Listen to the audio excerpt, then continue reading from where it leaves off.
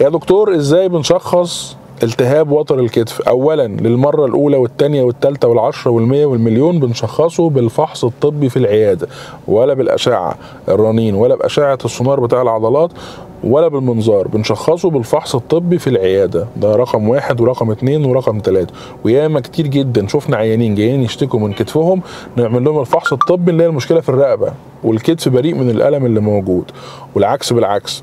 فبالتالي ازاي بنشخص؟ بالفحص الطبي في العياده. فلو كتفك بيوجعك بقاله فتره طويله وما بيرتاحش، خد بعضك وروح لاقرب دكتور عظام ليك بيشتغل مناظير كتف. يبقى دي اول حاجه الفحص الطبي. ايه بيساعدنا تاني؟ الاشعاعات، سواء كانت الاشعه العاديه عشان تورينا درجه الخشونه، او سواء كان اشعه الرنين او سونار العضلات عشان يورينا قطع الوتر. الاشعاعات دي بتاكد معانا التشخيص، وعلى حسب الدرجه اللي موجوده على حسب القرار بتاعنا اللي هو قرار خطه العلاج بنبتديها ازاي. ده هنقوله في الفيديو اللي جاي. افتكروا دايما ان الامل موجود، وسلام عليكم.